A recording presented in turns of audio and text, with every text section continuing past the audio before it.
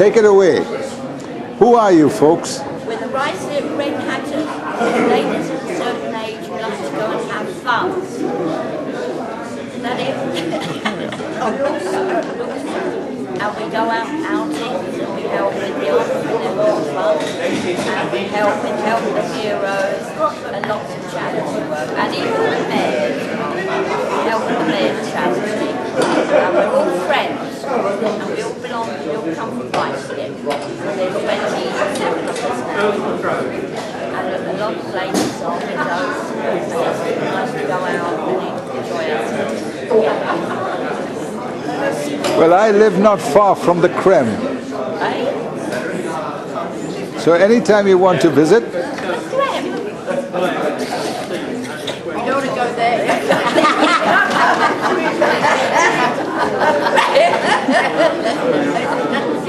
No, it doesn't appeal to us, that one. No, we're going to have to live it. Yeah, we're living now, not going to the Creme. Yeah. We got a lot of living to do. That's right. Yeah, thank you. Anyway, thank you very much for that. Cheers. In America about 30 years ago. And that's the Queen. Yeah. That's the Queen, yes, I see that. I was going to start off by saying, Mr. Mayor, Madam Mayoress, distinguished mayoral and other local authority representatives, ladies and gentlemen, but we're still waiting for some of those. But in the meantime, the Mayor of Hillingdon is going to have a word.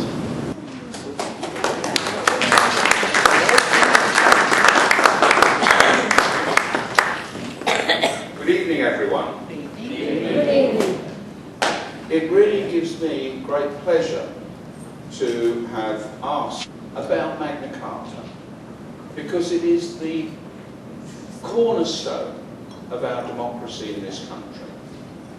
The establishment of the concept of trial by jury. The King can't, after Magna Carta, throw you in the jail just because he didn't like the colour of your eyes.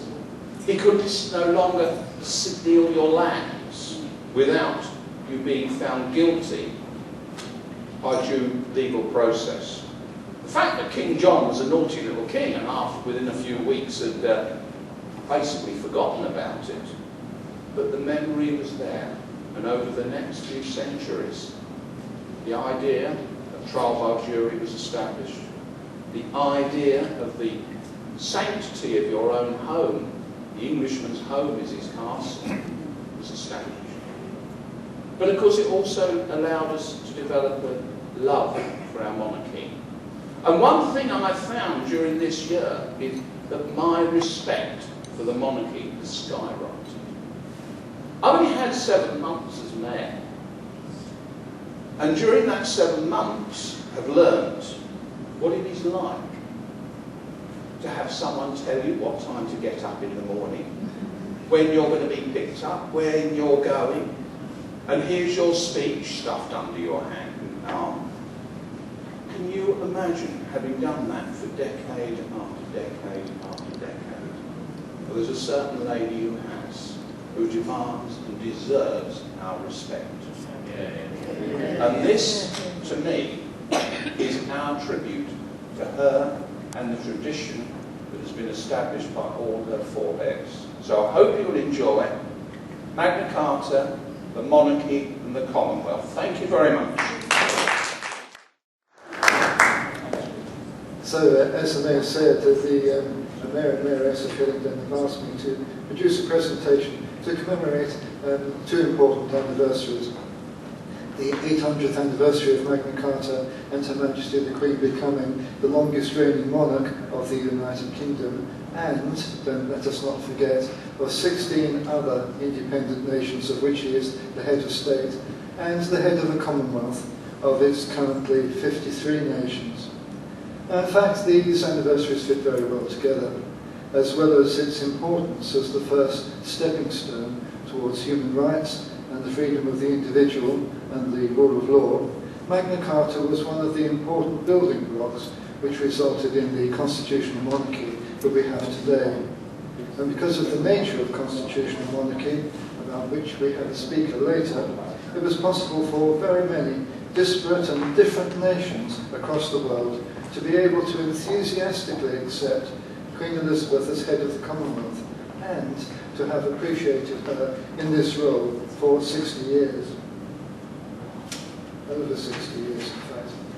And as well as audiovisual presentations, we have 4 people from different backgrounds who will be making special contributions to the evening. And may I say, everybody involved in this evening's presentation are doing so on a voluntary basis in order to promote the Merrill charities, and we are very grateful to them. And they are Timothy Tigsworth, who comes from the United States of America, who have a very special feeling towards Magna Carta, as will be explained later. Hannah Wiltshire, who's going to be singing Canadian songs. Lashilas Chatizimbwe, who's going to be talking to us about monarchy, and he comes from Zimbabwe, about which I'll be speaking later. And Shalini, who's going to do some Indian dancing for us. But when you look around, you also can see an incredible sight, because we have here all 53 nations of the Commonwealth represented by their national flags. That is quite something, and we owe a great debt of gratitude to Donald Edwards, a local resident who is also a fellow of the Flags Institute, who has provided these for us from his extraordinary collection. And indeed, we also have our technical assistant here, Leon Satchwell. So, having said thanks to all those from the beginning, we begin with our cartoon celebration of Magna Carta. Tonight, we have a young man who was born in Zimbabwe, a country in which I've actually lived in the past. I need to say something a little political at this point, because Zimbabwe was in the Commonwealth, and at present it isn't. And the other members of the Commonwealth put pressure on Zimbabwe because of its human rights record, and the current regime chose to take Zimbabwe out of the Commonwealth. But one day, we are sure it will return. And this has happened with several countries. The flag with the Union Jack over there is Fiji, and there it came out and went back in again. South Africa came out and went back in again. So we're hoping that this will be the case with Zimbabwe. And so talking to us about monarchy, would you please welcome Lashilas Chatizimbwe, who's going to talk to us on that subject. Thank you very much, Barry. Good evening, ladies and gentlemen. Good evening. Let me invite you all for the next few minutes to focus on this young, dare I say handsome, African ambassador. Firstly, I would like for you to forget everything you have heard about my land of birth, Zimbabwe. The good, the bad, the ugly. Let me create and enable you to visualize an authentic picture of a true young Zimbabwean. And yes, as you can see, I'm pretty much the same as a young great citizen. As you can see, I'm pretty much the same as any other young citizen of Great Britain. In fact, I like to consider myself an honorary Brit. Let me tell you why. Since making this wonderful country my home, I've come to love all things British. I enjoy great fish and chip supper as much as the next man. I love cricket and football. I've particularly come to appreciate the cheeky little goal from the great Wayne Rooney. I really love snow, although must confess to a little disappointment when I found it was actually cold. I have come to even recognize the beauty of London's wonderful architecture, Tower Bridge, the Palace of Westminster. Yes, I even see wonder in the M25. However, what excites me most about Great Britain is something quite apart from all of these. An institution stretching back hundreds of years. Can you guess? No? It's the monarchy, and most particularly, it's the Queen, with the reign lasting so far for 63 years, 363 days. Queen Elizabeth is the longest reigning British monarch ever. I'm sure we'll all agree that 63 years with one job is pretty formidable. So what has she been doing all this time? Well, there are 16 Commonwealth countries who recognize Queen Elizabeth as their head of state. So not only has she been working in this job for a very long time, she has a lot of people relying on her. That's a lot of responsibility. Our Queen is also a great ambassador, a role with significant social and cultural function. It involves providing a focus for national identity, unity and pride, creating a sense of constancy and stability, recognizing the success and achievement and excellence of her citizens and the service they provide to others, particularly through the public sector and the voluntary sector. In order to fulfill this engagement, she has many different types of engagements to attend. That's why we so often see her out and about in different hats, figuratively and literally, meeting people, hosting banquets, inspecting ranks of guards, etc. It would seem to be a busy life, this being a monarch. But don't worry, the Queen is advancing in years. The firm, Charles, Camilla, William, Kate, and the others all chip in and help her out. I like that in the family. Her popularity has enabled the creation of a sentimental bond with her people, and through her engagements and walkabouts, she is able to meet her people from every walk of life. Her unifying role is shown in the distinct relationships with the transferred assemblies in Scotland and Wales. So I think this is fair to say she is in touch with her people. And that's not all. In times of national celebration or fortunate circumstances, the Queen publicly embodies the nation's mood. For example, on Remembrance Day or significant sporting events. However, I remain to be convinced that she enjoyed the Olympics quite as much as her grandsons did. While some will criticize the expense of a monarchy, the alternative of an elected president would hardly provide better value. In fact, the monarchy generates income through attracting tourism revenue and also raises money for charity, pays taxes, and advances British business interests abroad. That's added value in my ledger. And what about the palaces, you say? Well, historic buildings would have to be maintained even if the monarchy were to be abolished. One might argue that the fact that someone is actually living in them provides a sense of security, albeit gold standard. Another criticism is the issue of representation. But since when did electing a head of state provide a guarantee of representation? Britain has only ever had white prime ministers. Though once I'm trained up, that could change. Who is to say things would be any different if we elected a head of state? In the US, President Obama has provided inspiration for minorities, but in recent decades, let's face the facts. Power has been concentrated on political dynasties such as the Kennedys, the Bushes, and Clintons. Families with money and power, that's not healthy. Constitutionally, does the convention that the monarch never interferes in legislative matters mean a missed opportunity to check the Prime Minister's power? Not really. 5 decades of reading state papers and weekly audience within her time, 12 Prime Ministers, the Queen has an unequaled store of experience upon which successive Prime Ministers have been able to draw. So she's a busy woman, Queen Elizabeth, with a tough job that will last her a lifetime. Are there any octogenarians here tonight who have made a vow never to retire? Yeah. No? It's a tough call, but I don't want you to worry, because if it was a terrible job, she wouldn't have so many people lined up to succeed her. And there's Charles, William, George, and little Charlotte now as well. And therein lies my case in point. Little Charlotte, a girl whose Princess Charlotte, a girl whose birth usurped the claim to the throne of men before her. Yes, Britain has a monarchy, and whilst the concept is a very traditional one, stretching back hundreds of years, ours is a monarchy with the ability to reinvent itself, to modernize, and to keep tide with the public, and to keep tide with public opinion and reform. This is the reason that I suggest our monarchy is one worth preserving.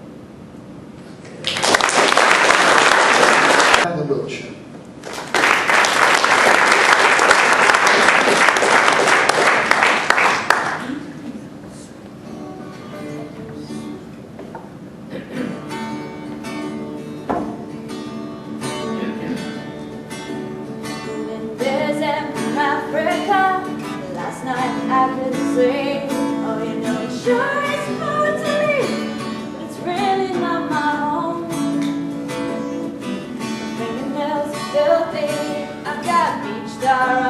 feet.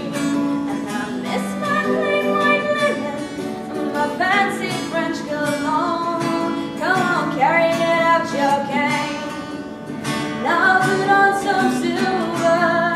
Oh, you're a mean old daddy, but I like you. Come on down to the Mermaid Cafe, and I'll buy you a bottle of wine. Mouth my toast and nothing, and smash our empty glasses down. Let's have a round for these freaks and these soldiers, a round for these friends of mine. Let's have another round for the bright red devil, kiss me in this tourist town. Come on, carry it out your cane. Now put on some silver. Oh, you're a mean old daddy, but I like you, I like you, I like you, I like you. Maybe I'll go to Amsterdam, or maybe I'll go to Rome, and I'll get me a grand piano and put some flowers round my room. But let's not talk about Betty Wells now. The night is a starry dome, and they're playing that scratchy rock and roll beneath the Mandela moon. So come on, carry it out your cane. Now put on my finest silver. Oh, you're a mean old daddy, but I like you. The wind is in Africa. Last night I couldn't sleep. Oh, you know it sure is hard to leave. It's written on my home.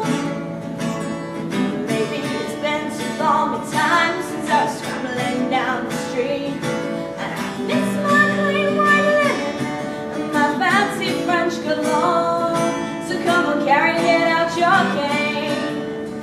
Now put on some silver. Go down to the Mermaid Cafe and have fun tonight. Cause I said, oh, you're a mean old daddy, but you're out of sight.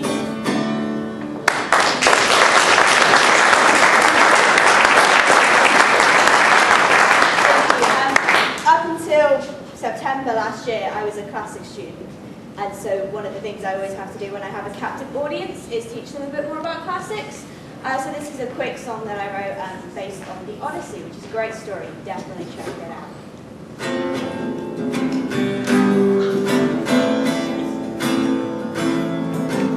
I've been sailing a long time and I've seen so many things. I've eaten fruit that make me wanna get everything. I've seen such beauty and terror in the world. No, I want nothing more than to come home. I've walked in dark places where the living shouldn't go. Nearly pulled into a whirlpool, but now I know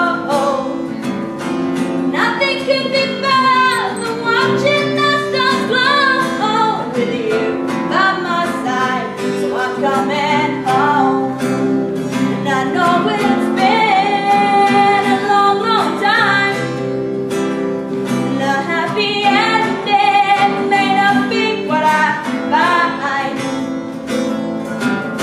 But you won't be such a sight for my poor weary eyes, and you'll dry the tears I cry, longing for home. My bones are tight now, and my hands are stained in red, but you still keep all my secrets, and I stumble into a bed. Dropped all my disguises, do you recognize it now? No more pretense now that I'm home. No more suspense now that I'm home. Until I leave again, well, I've come home.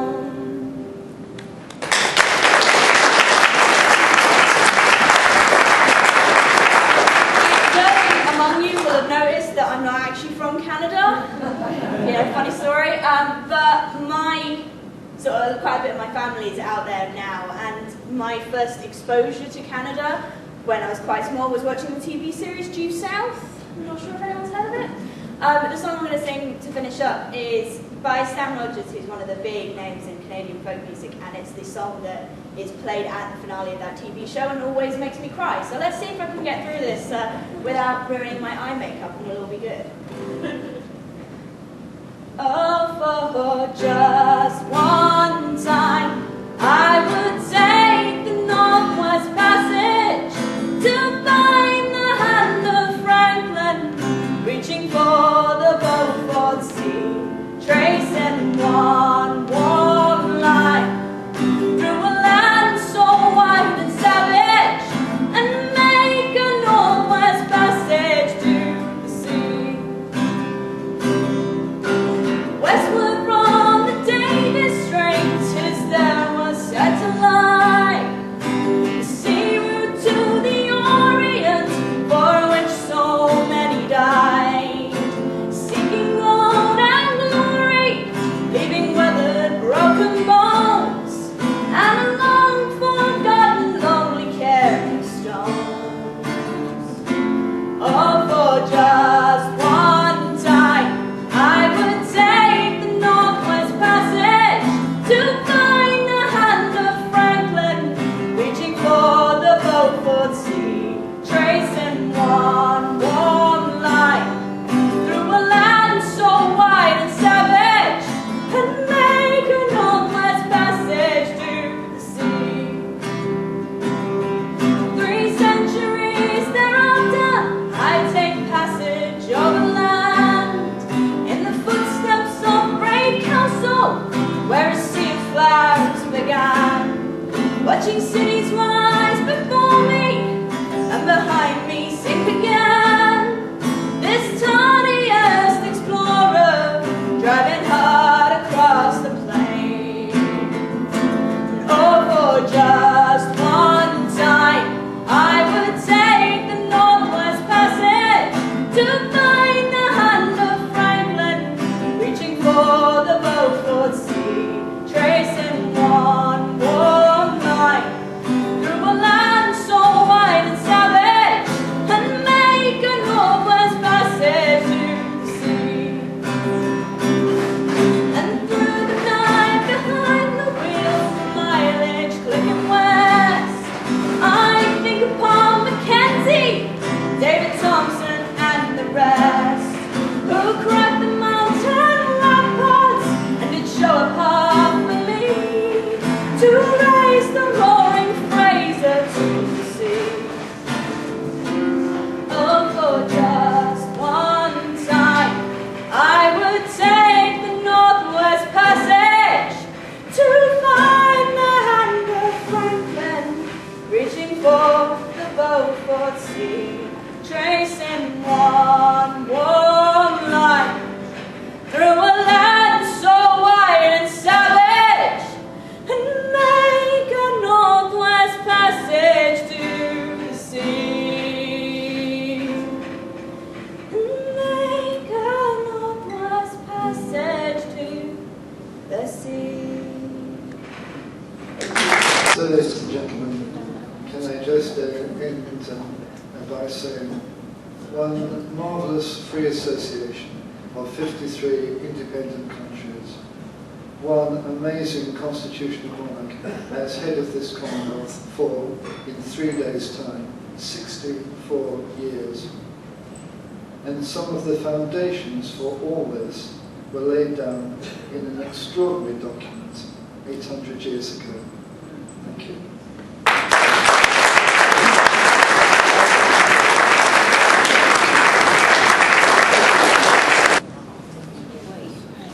Well, how does one follow that?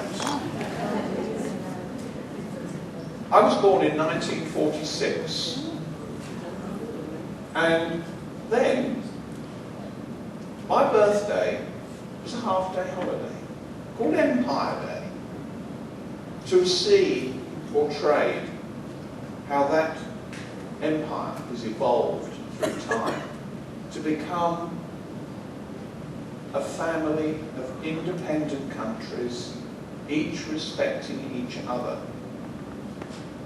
guided by Her Majesty the Queen, is a true testament to the human spirit. The human spirit that drove us, those barons, 800 years ago, to force a dictatorial king to start to relinquish power. It's a wonderful story that Barry Twigg has told us. I thank Barry very much for putting this together, and I thank the people who have given us some entertainment this evening. The young chap from Zimbabwe who told me his story, told us all about his life. A musician from Canada. I've yet to see the Northwest Passage. Polar bears are pretty fierce. I don't really fancy coming face to face with one. So, and the dancing, lovely dancing, a musical tradition portrayed through the whole of human history. Music has been the food. What was the poet saying? Music is the food of love. Lay on. Shakespeare, I can't beat him. So thank you very much. I can smell the food. But we do have a DJ with us. Now I'm hoping that in that DJ we're going to hear some really nice music. Modern music. I hope to hear, perhaps, a bit of Bob Marley. Yes, I love Bob Marley. There's nothing like music to lift the human hearts. So thank you very much. I can smell food as well. So thank you very much for coming. And I would like to welcome my fellow mayors who are sitting there, enjoying themselves and about to help me consume all this feast. So thank you very much, everyone.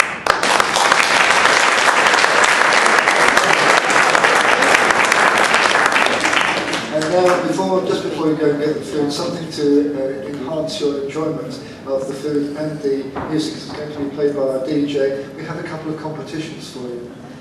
There are some little pieces of paper here, and if you would like to wander around and and see if you can spot, and there's a clue somewhere, one of the countries of the Commonwealth has changed its flag. And we'd like you to write on the piece of paper which country it is that's changed its flag and your name. And if you hand them back in to us, the mayor will then, at the end of the evening, or the mayoress actually, because it was her idea, she will choose one of them. And the prize is this Buckingham Palace champagne, so it's quite a good prize, right? Whoa. Just for a little bit of entertainment, we might like to have a guess as to how long it took for this picture of the Union Jack to actually be taken. If you have a word with our flags expert over here, he will amaze you by telling you how long it takes for somebody to get a picture of a flag flying like this. So do have a word with him during the course of the evening. Ladies and gentlemen, it's been a privilege. Yes, thank you very much indeed.